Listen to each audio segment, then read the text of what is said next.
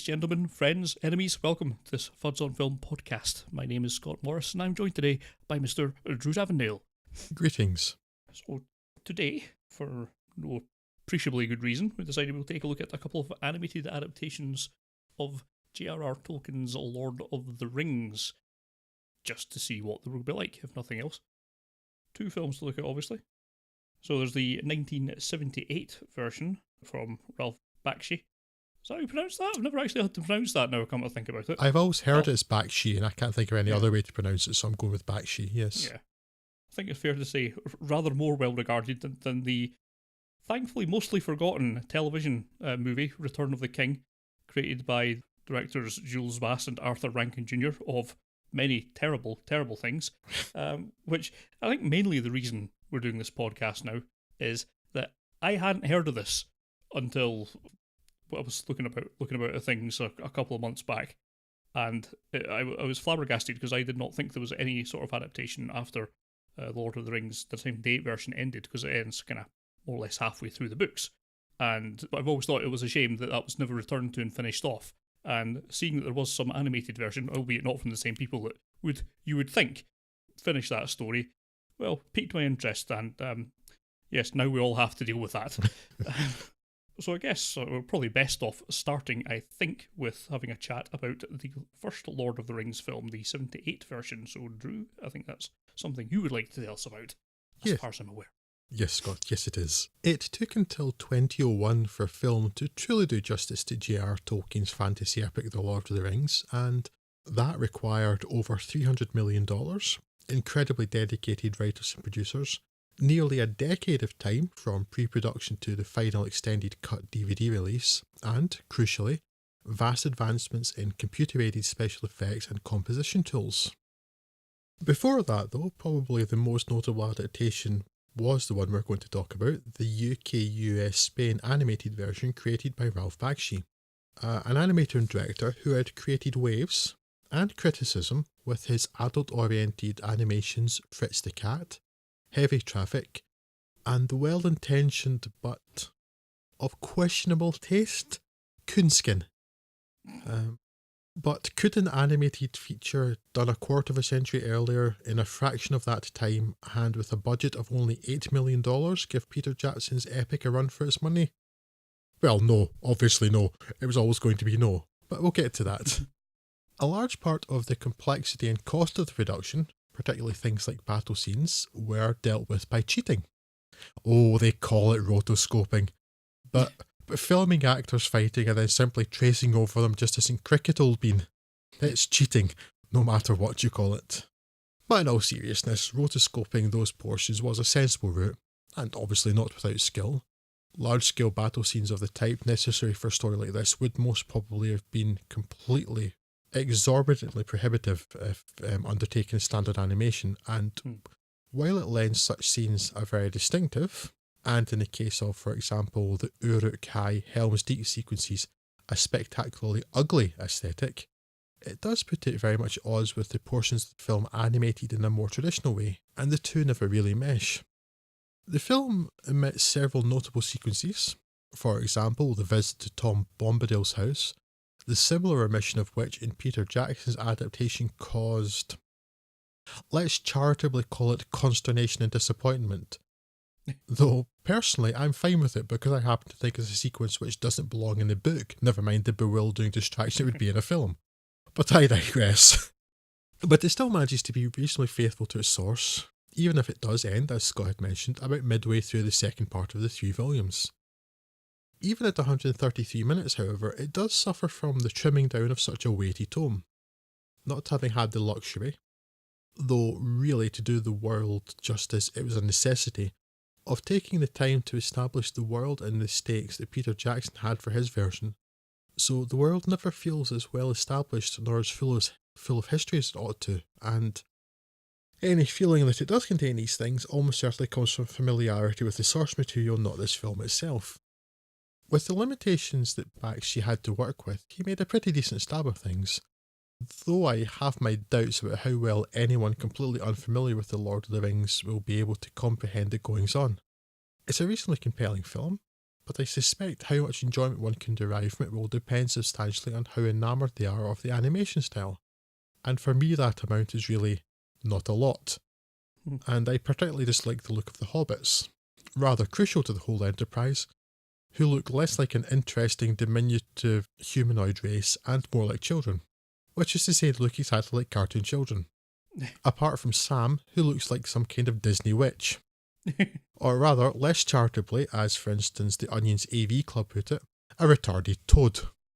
Much is redeemed though by solid work by the cast, particularly John Hurt as Aragorn, Michael Graham Cox as Boromir, and Anthony Daniels of all people, not sounding particularly like C-3PO as Legolas.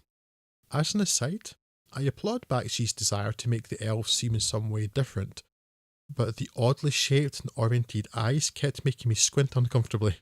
Yeah.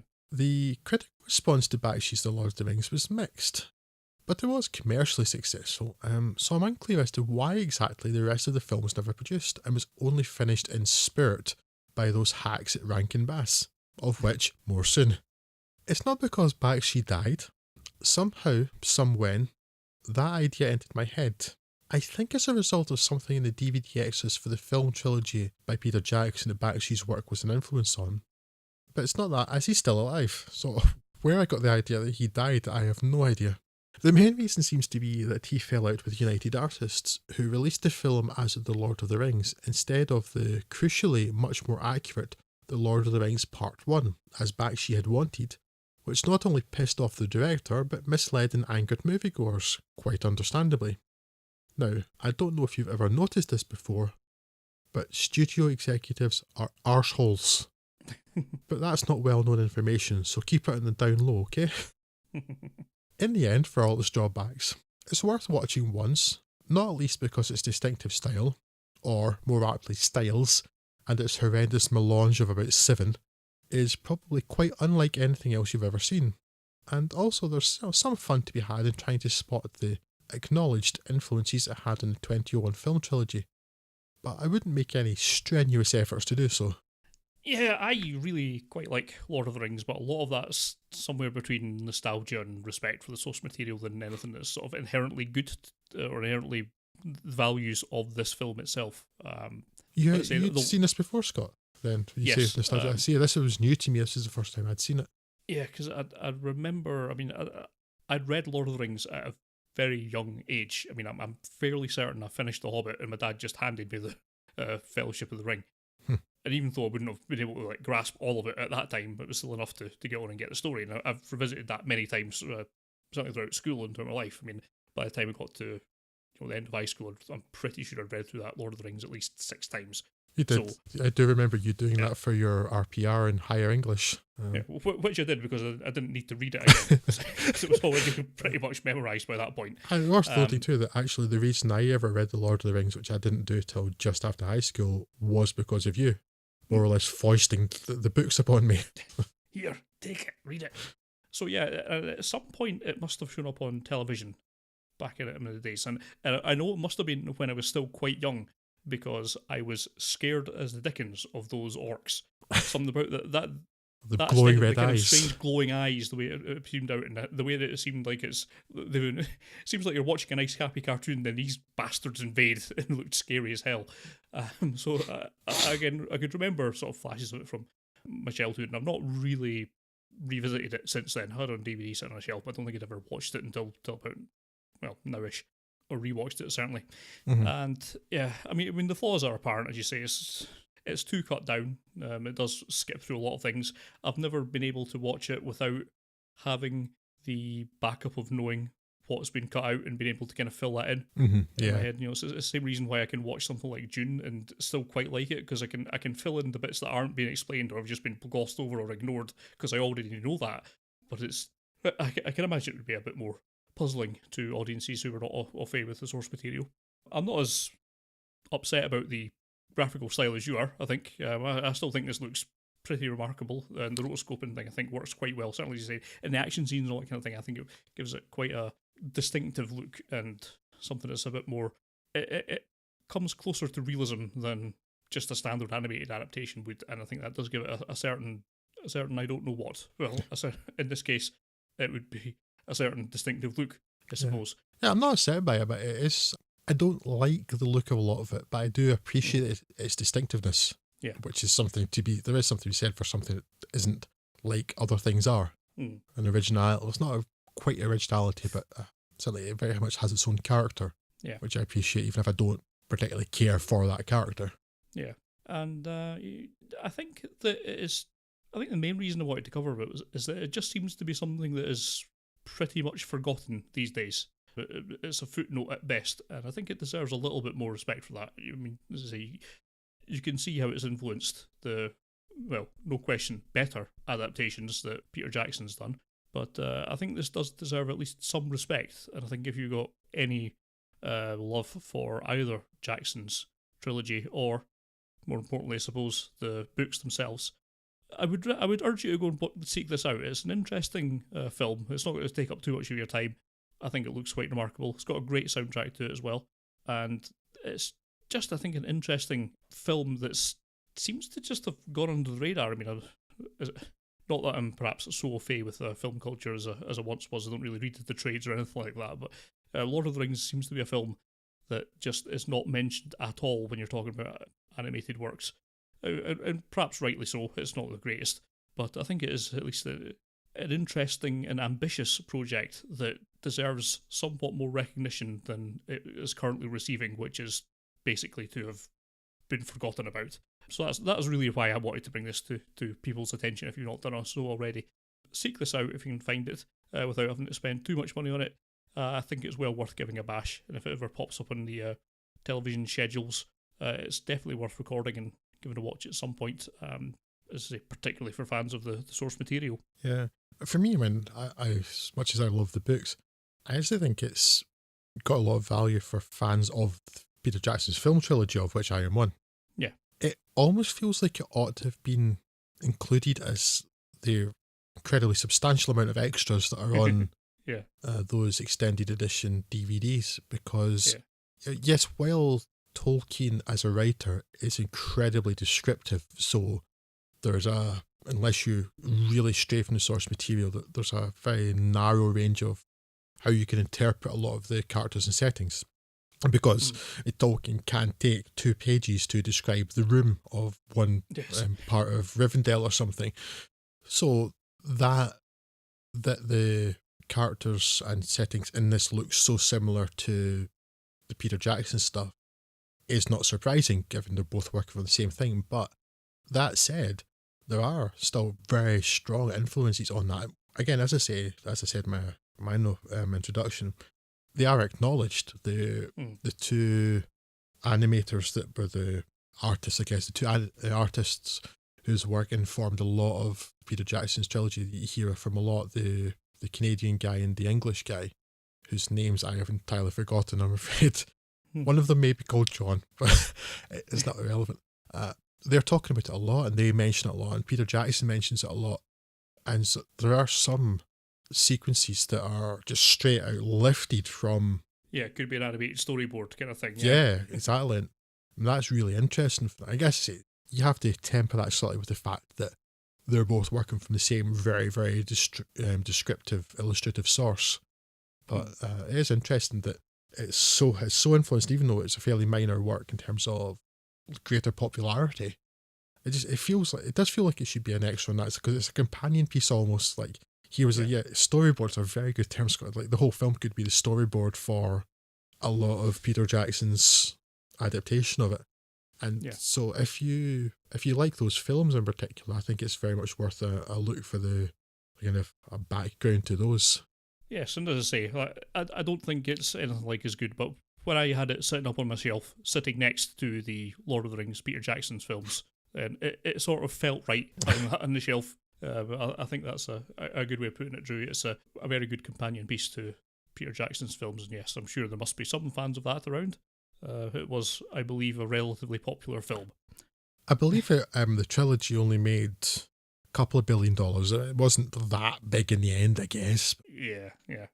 So, Scott, talking as we were of interesting adaptations of Tolkien and things that are fitting companion pieces to Peter Jackson's, quite frankly, masterpiece in terms of as much as you could do with bringing that to film, I think. that's pretty much where we stop. So how about we just talk about steaming turds instead? Not to give things away too much, but, and I know I can speak for Scott here, we don't think so highly of The Return of the King, the Rankin-Bass 1980 animated thing with its which I mentally filed under ugly and please, for the love of all things holy, stop the singing. But Scott can fill us in a bit more substantially than that. Yes, Return of the King. Dear God. For its faults, the first Lord of the Rings that we just spoke about there did a reasonable job of running through the bulk of the narrative of the events up until the Battle of Hornburg, or, yeah, as I say, the bulk of the first two books, even if the characterisation suffered. Now, this, Return of the King, struggles to tell even a portion of the book that it's supposed to be adapting, even when leaving characters out entirely. But thankfully, they've been cut to focus on that most important character in Tolkien's firmament, the Minstrel of Gondor.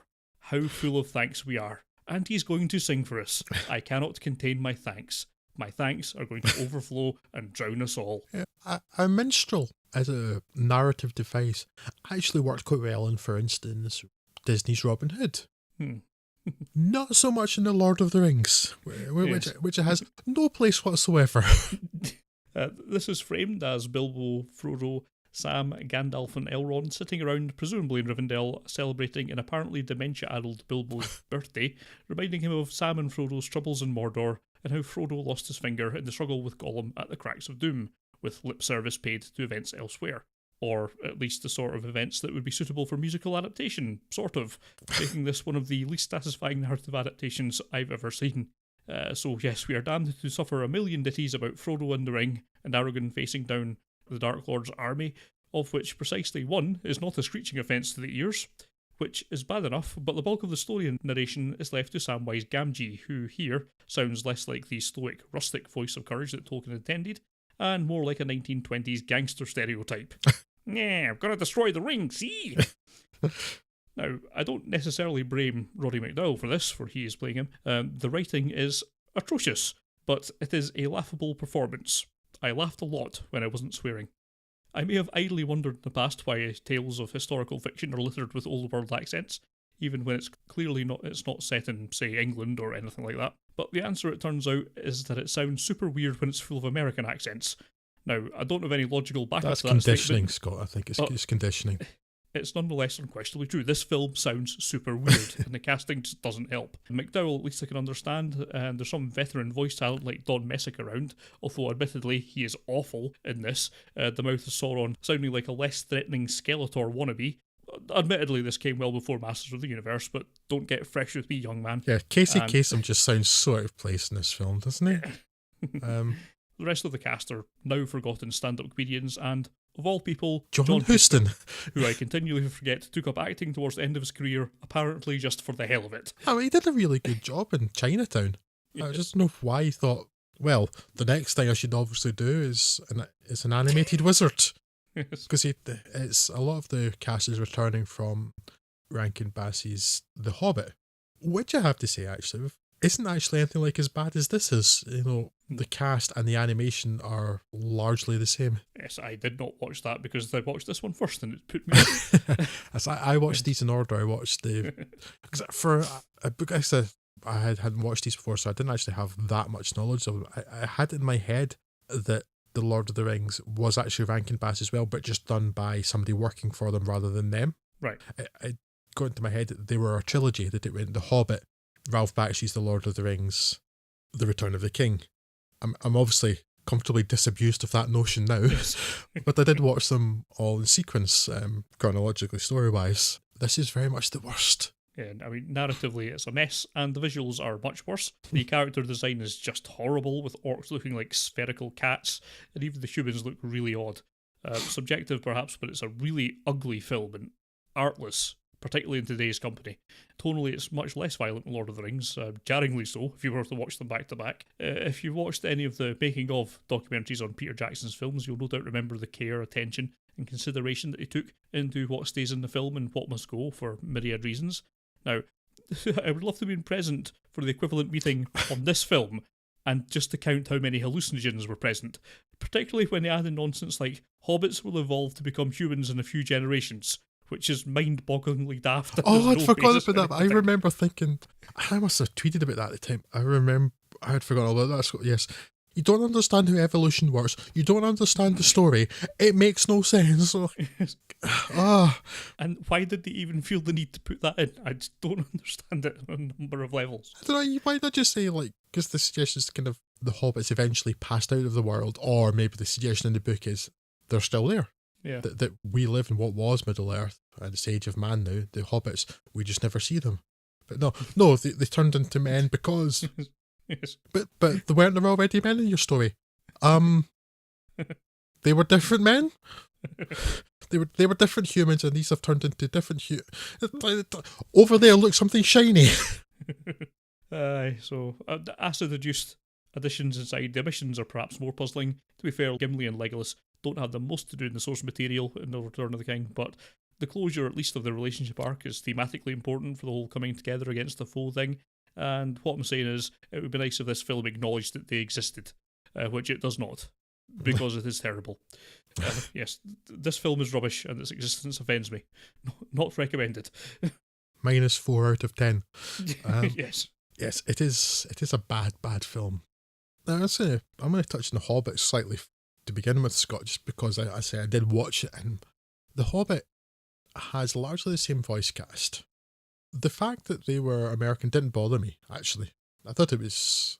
And I didn't even think it was strange. It was like, yeah, okay, it's a cartoon and because it's an American accent, it's okay. The idea that, like, sort of otherworldly or ancient settings don't have American voices was originally, I think, just because it was to make it seem other to US audiences who those films, epics from the past, were kind of aimed at. And then it's just kind of, even to Brits like ourselves now, it would sound odd for American accent, just because we're used to it. I really think it's as simple as that. It's not that there's any reason to not have an American accent, because why should a British accent be any more appropriate? It's just we're now used to that. It's like ancient Rome has British accents. Why? Because yes. All people from ancient Rome weren't actually Romans. They were from Somerset, or just north of London or something. Somerset. But yeah, so that didn't bother. But the first one, it's kind of crappy, ugly, pretty cheaply done and quickly done animation. The first one, so it largely looks the same as The Return of the King. It doesn't feel anything like it's bad. I wouldn't say that it's good, but it is tolerable enough. I didn't mind watching it, and maybe a lot of it is because there's less of the emissions that The Return of the King has, because The Hobbit is a much slighter book, and actually it's where it beats the Peter Jackson Hobbit there too, because they decided that they wouldn't just add in incredible amounts of filler and stretch into 3 films. No, The Hobbit is a children's book, and all of the things that happen in The Hobbit fit into one film quite nicely.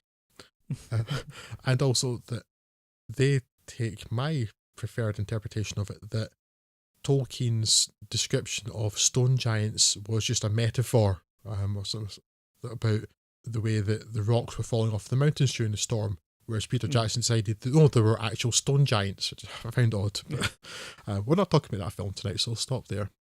But yeah, because it's a children's film, the original adaptation of The Hobbit, it felt more appropriate, whereas the Return of the King, which was aimed more at teens and adults by Tolkien himself, it wasn't a children's book. It took that world and made it a much bigger thing, and a darker thing, which they don't seem to have been cognizant of in any way at all.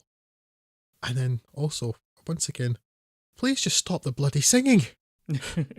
Even like The Hobbit too, and the bits in The Lord of the Rings that have the songs, even when I read the book, I skip past them because I find them intolerable.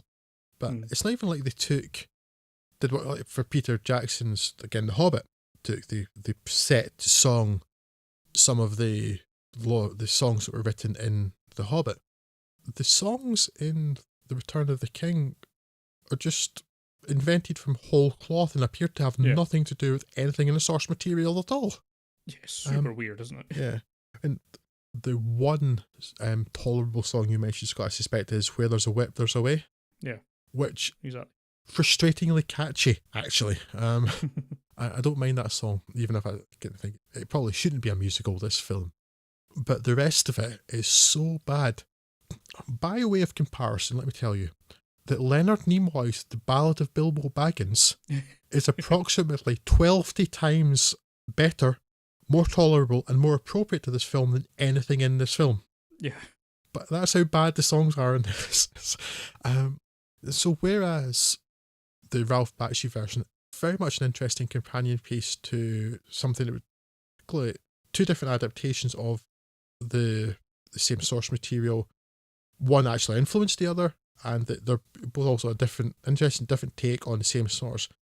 The Return of the King is just a steaming pile of cack and should be avoided at all costs. Yeah, and in terms of adaptation, it's almost as though someone's just vaguely described the loose concepts of what happened in the book to someone, and then they went and adapted that. It's like, basically, they haven't read the book itself. They adapted the elevator pitch, didn't they? It's like, someone made an elevator pitch, or somebody read what would be nowadays an IMDb plot synopsis, and based their entire film on that. I think there's just the keywords, actually, not even the plot synopsis, just a bunch of keywords for it.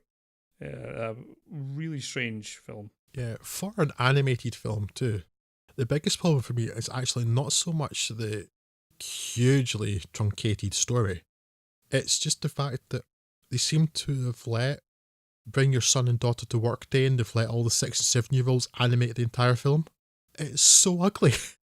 It's so amateurish and just visually not appealing in any way at all. It's slapdash. Yeah, and it's kind of. I mean, you might not like the aesthetic of Lord of the Rings, but I think anyone would watch it and kind of appreciate that it at least has one. Yeah, it has a style. Yeah, it has a style. It has an aesthetic.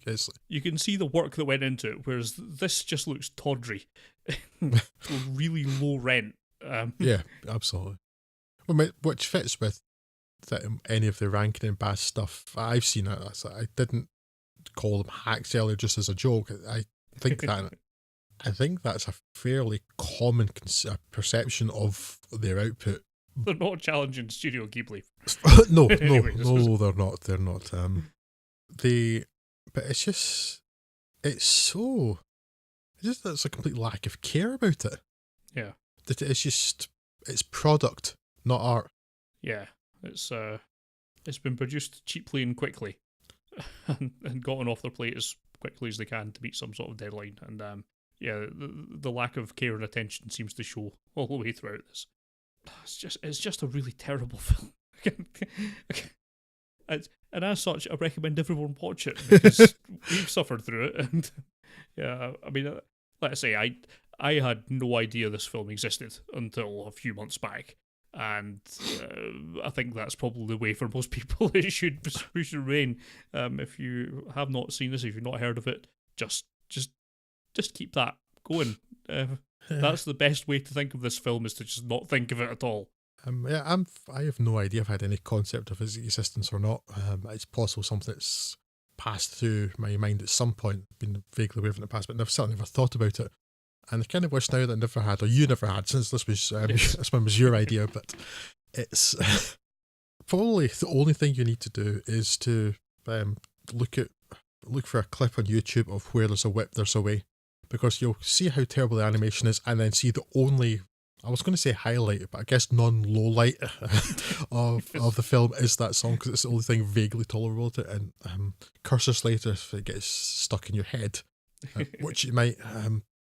It's kind of one of those, and I don't know if this is being put in my head simply because of the word whip, but there's something kind of simple yet catchy about it, in the same way that like the Rawhide theme is catchy and memorable.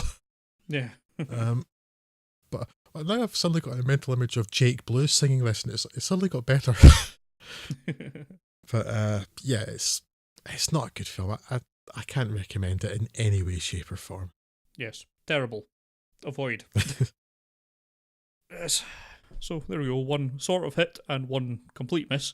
So take that for what it's worth. We will be back with you in another 10 days or so with a look at what we've managed to see at cinemas this month. And so until that time, if there's anything we've discussed here that you want to talk to us about, then please do. You can do so on Twitter. We're at FudsOnFilm. on Twitter. We're on Facebook, facebook.com/fudsonfilm. You can also email us, podcast@fudsonfilm.com. So please do. But until next time, I will bid you adieu. My name has been Scott Morris, and I've been joined again by Drew Tavendale. Fare thee well. Goodbye.